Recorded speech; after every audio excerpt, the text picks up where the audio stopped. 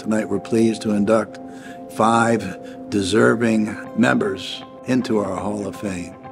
An outstanding women's lacrosse and soccer player, an outstanding women's soccer and track and field athlete at the national level and world level. A lacrosse player who was outstanding both on the field and off the field. A men's soccer player who achieved All-American status for 3 straight years. And finally, a special coach, revered coach of the sport of women's lacrosse.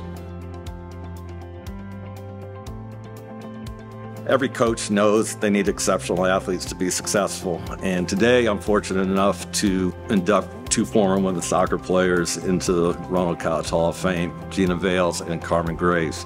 Both of them helped the program to new heights, and in 2017, Gina helped the team to a program best 18-4-1 record in the second round of the NCAA tournament. And in 2011, Carmen scored 9 goals en route to the 2011 NCAA tournament.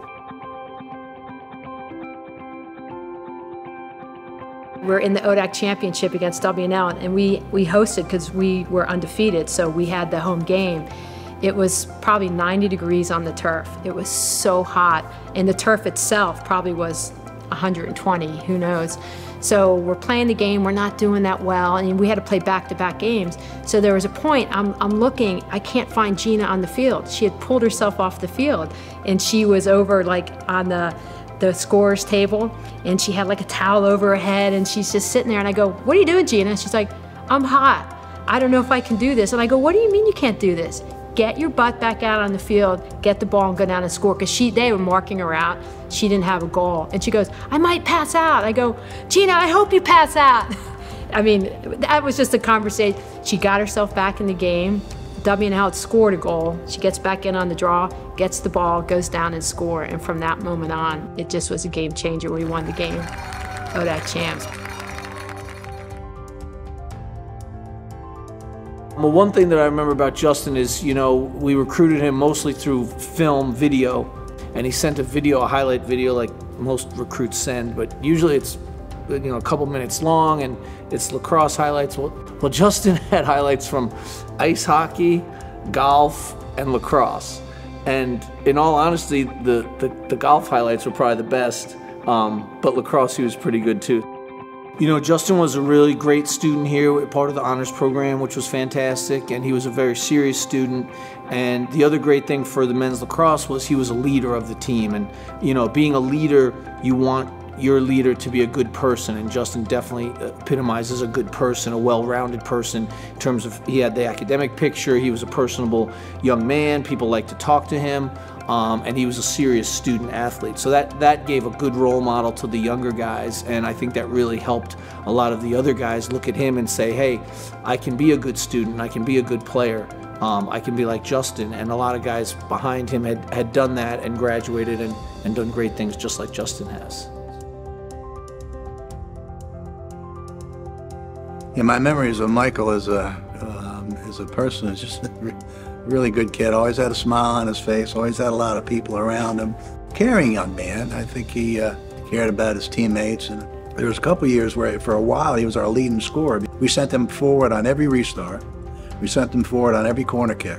And you had to mark him. You had to put at least 2 people on him, or put 1 person on him, and make sure that you covered areas that you anticipated he'd run to. And he'd still score goals. Yeah, he's a great dad and a great family man, and he's a good person. It's a dream for Division III coaches to have an athlete who can compete well at a large Division I meet and have a chance to win. And Carmen was able to do that several times. It's a great thrill for a Division III coach or any level to go to the NCAA championships and have an athlete earn All-American honors. And Carmen did that 5 times. From that perspective, Carmen was very, very exciting to be on the team. The steeplechase is an event that women have been running for about 30 years. Carmen's 9:37 ranks her as the 15th fastest American woman ever to run the steeplechase. From a Roanoke College track and field standpoint, she is the only athlete to do that. She's the only athlete from our conference to ever do that. I don't think many people realize the significance of running that fast and reaching that peak. Tracy really was one of my lacrosse mentors, getting with the coaching. Having to coach 2 sports for as long as she did, and that's not an easy thing to do. She did it with grace, and she did it well. Taking our women's lacrosse program to 2 Final Fours is just tremendous.